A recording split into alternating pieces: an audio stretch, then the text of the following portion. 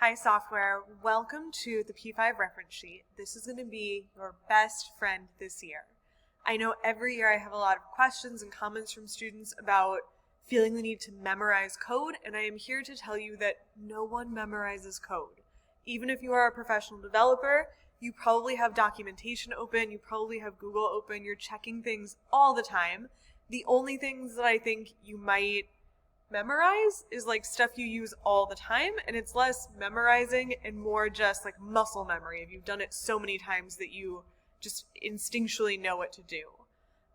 This reference sheet explains the entire P5 library, or almost all of the P5 library, so you know what type of functions the computer has already been taught that you can call on to make things.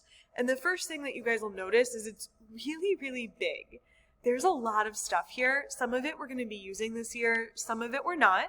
And I don't want to like restrict you in what you are figuring out and learning, but I want you to try and stay in the lane of where we are right now. And as your comfort grows, you can use more and more things. If you choose to use things in the reference sheet that I haven't taught you yet and you come ask me questions about it, I don't know how helpful I'm going to be, especially if there's other kids who need assistance. Because that's like, you're going above and beyond, you might have to figure that out on your own. Additionally, some of our projects, I'm going to be asking you to demonstrate skills that we've learned. And so if you guys just go in the reference sheet and only use like 5 things that we've never learned before, that doesn't really count as doing the project. My final note for this is whatever you use, you do need to be able to explain. If you try and use something in a project that I think is very new to you, I am going to commend you for it, but I'm also going to ask you to explain it to me. And if you can't explain it to me, I'm not going to let you use that skill. So make sure that if you do go exploring, you're focused and you're really thinking about what you're looking at. With all of that being said, right now in class, you guys know we are focused on 2D shapes. So the place that we are thinking about here is shape, specifically 2D. You guys may also want to look at curves, you may want to look at vertex, you might want to look at attributes. But like shapes are really where we're living. You guys will also notice that there is a search feature in the reference sheet. So if you ever need to find something quickly, like ellipse, you can type it in and it will find it for you.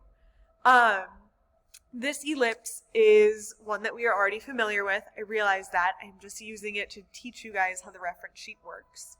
So once you have found or from the main page clicked on your shape, you're going to be brought to this longer reference page. And at the top, it has this really important tiny canvas. I think this is like a 100 by 100 pixel canvas, where you can actually play with these numbers and see what it does.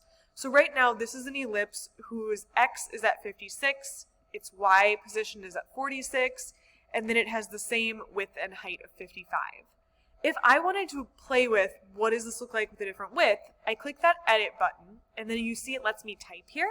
So I could try typing 75, and then I can hit run, and you'll see that it updates that canvas in real time, which is really, really cool.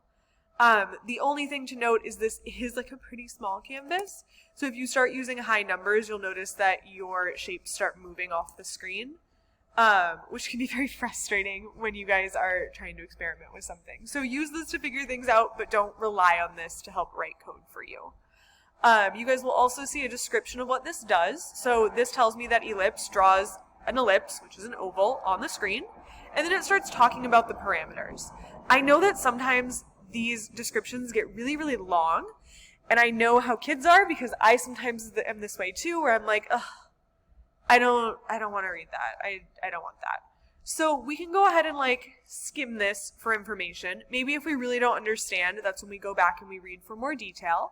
But if we scroll down, we're going to see like what I think is the most useful things.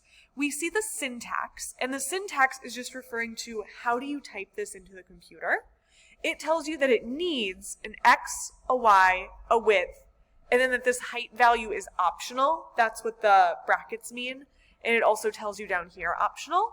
And in parameters, it like expands on what each one of those does. So it says very particularly x is the number of the x coordinate of the circle, y is also a number, it's the y coordinate of the circle, same for width and height, and then it also talks about this detail option, which is totally extra and not something that we need to concern ourselves with. So if that doesn't make sense, we can go ahead and ignore it. So what you guys are going to be doing is using this reference sheet to figure out some other shapes. You will read through the reference and you will do your best to put that reference sheet information into your own words so that you have a better understanding of these shape functions and you can use them in your projects. If you need anything, please come to office hours or shoot me an email. I'm always happy to help you out and I'm excited for you to explore. I'll talk to you later. Bye.